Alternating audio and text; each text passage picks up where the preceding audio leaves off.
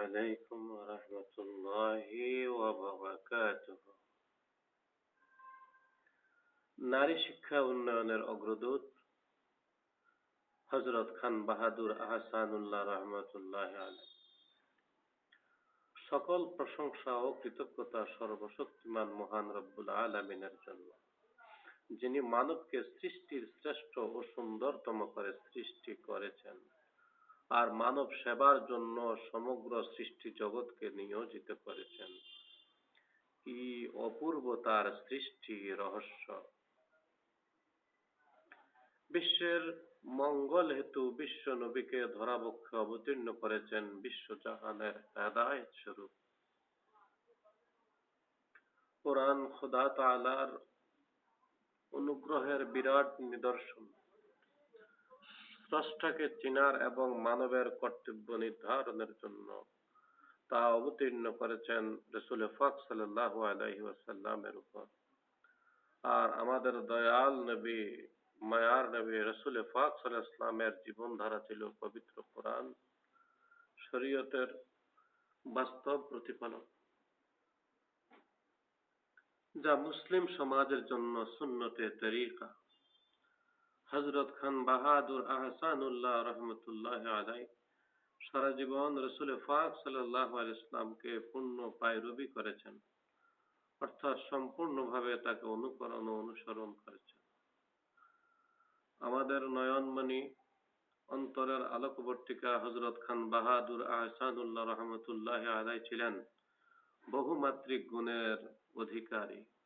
তিনি ছিলেন রাসূল প্রেমী, আল্লাহ তাআলার প্রেরিত একজন শ্রেষ্ঠ ওলি, যার জীবনে ব্রত ছিল স্রষ্টার সাথে সৃষ্টির সেতু বন্ধ তৈরি করা বা সৃষ্টি করা। কিভাবে মানুষ তার স্রষ্টাকে রবকে বুঝতে পারবে, কিভাবে তার অন্তরে খোদাই মহব্বত প্রেমের উন্মেষ ঘটানো যায়, সেই চেষ্টা করেছেন সর্বদা। অত্যন্ত শৈশব কাল থেকে তার কার্যক্রম ছিল আদর্শ ও অনুসরণযোগ্য। তার জীবনকাল 1873 থেকে 1965 খ্রিস্টাব্দ পর্যন্ত জীবনের প্রতিটি মুহূর্তেই তিনি কাজে লাগিয়েছেন। তিনি ছিলেন সমাজ সংস্কারক, আধ্যাত্মিক গুরু, শিক্ষাবিদ, শিক্ষানীতির নির্মাতা। তিনি শিক্ষাকে মানবিক গুণাবলী উন্নয়নের প্রধান হাতিয়ার হিসেবে বিবেচনা করেছেন।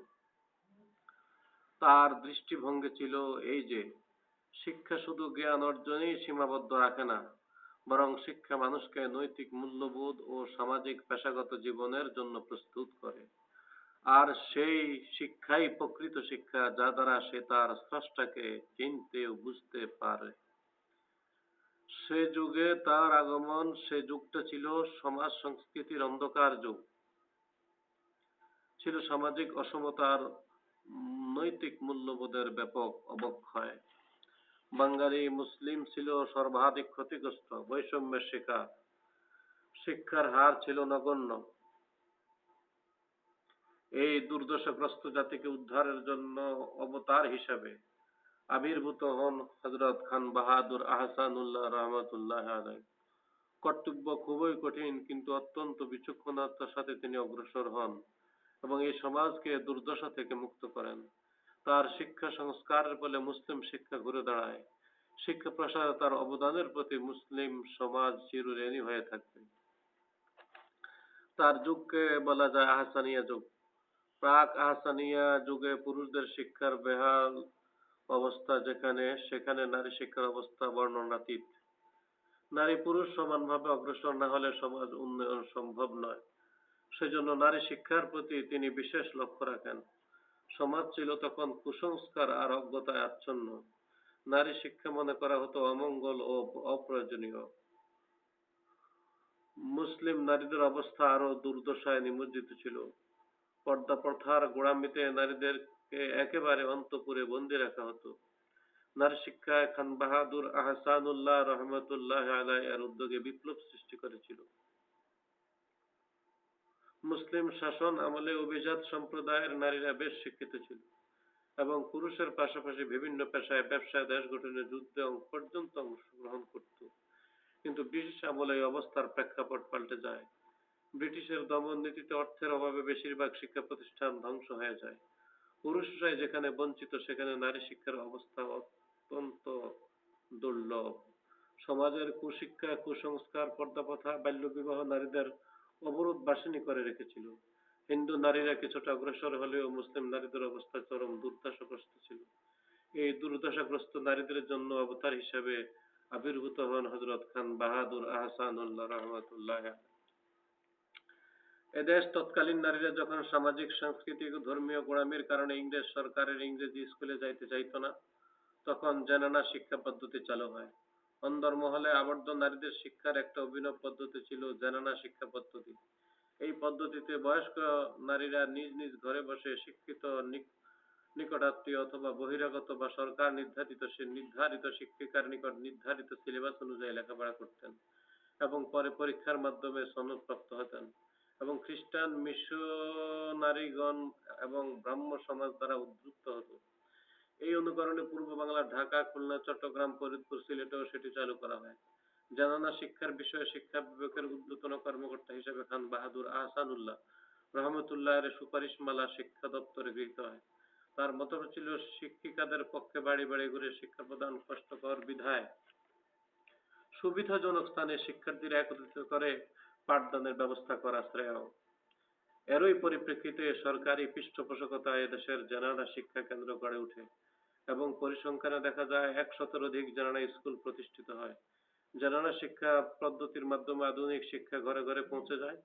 জানানা শিক্ষার প্রাথমিক ও মাধ্যমিক পর্যায়ের শিক্ষা পেয়ে অন্তঃপুরবাসিনীগণ যখন বিদ্যা শিক্ষার মহত্ব বুঝতে পারে, তখন তারা আবার তাদের পরবর্তী প্রজন্মের নারীদের সাধারণ স্কুলে পাঠাতে আগ্রহী হয়।